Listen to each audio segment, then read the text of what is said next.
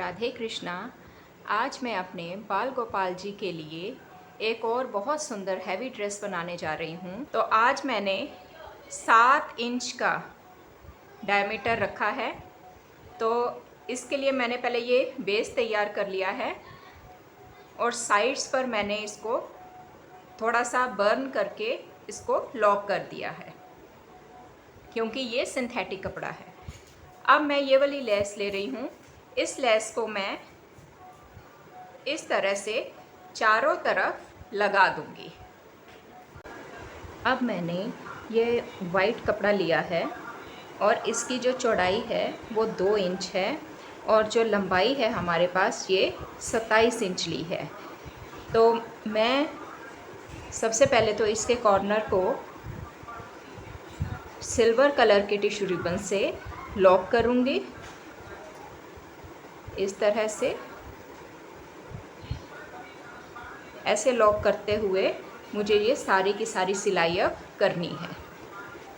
अब ये मैंने यहाँ पर टिश्यू रिबन लगा दिया है और अब मैं फ्रिल तैयार करूँगी। फ्रिल तैयार करने के लिए मैं बिल्कुल इसके पास ये चुन्नट डालती जाऊँगी और साथ साथ स्टिचिंग करती जाऊँगी। अब ये फ्रिल बनकर यहाँ तैयार हो गई है और इसको अब मैं यहाँ से लगाना स्टार्ट करती हूँ और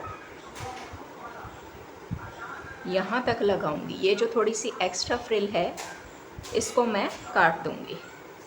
अब मैंने यहाँ पर ये फ्रिल अटैच कर दी है। अटैच करने के बाद अब मैं यहाँ बिल्कुल इसके किनारे किनारे पर इसकी चुन्नट को ठीक करते हुए सिलाई लगा दूंगी। अब मैं इसे वाइट टिश्यू रिबन की मदद से यहाँ पर भी लॉक कर दूंगी। अब बेल्ट बनाने के लिए मैंने ये तिरछा कपड़ा काट लिया है और इसको मैं बैक साइड से यहाँ से अटैच करते हुए इस तरह से आगे की ओर कपड़ा ले आऊँगी। अब ये मैंने यहाँ पर स्टिचिंग कर ली है और स्टिचिंग करने के बाद ये पीछे से कपड़ा आगे की ओर ले जाते हुए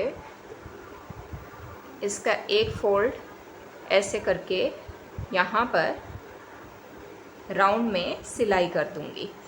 और ये जो डोरी मैंने ली है ये इसके बीच में इससे पहले मैं सेट कर रही हूँ। तो इसके बाद ही यहाँ इसके कोने कोने पर मैं सिलाई लगाऊंगी। अब ये यहाँ तक बेल्ट बनकर तैयार हो चुकी है और अब ये लेस मैं यहाँ पर इस तरह से अब डेकोरेट कर दूंगी। इसकी भी यहाँ पर ऐसे मैं राउंड शेप में स्टिचिंग कर रही हूँ। अब ये यहाँ पर भी लेस लगकर तैयार हो चुकी है और अब मैं इस हिस्से को डेकोरेट करूँगी।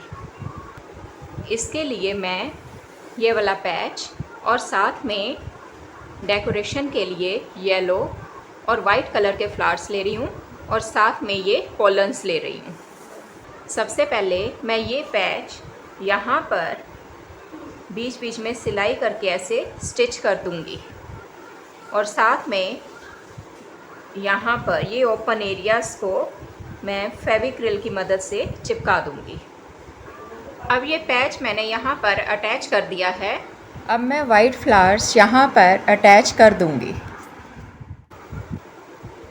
अब ये पोलन्स मैं यहाँ पर इसकी डंडी मैंने यहाँ से काट दी है और ये पोलन्स मैं यहाँ पर इस तरह से चिपकाऊँगी।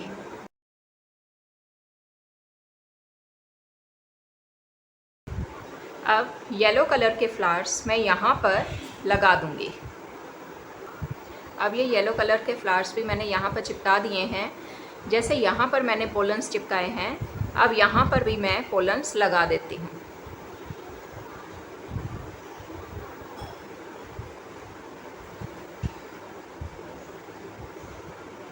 अब मैंने ये पोलन अटैच कर दिए हैं। ये हमारे कान्हा जी की ड्रेस का घेरा बनकर तैयार हो चुका है।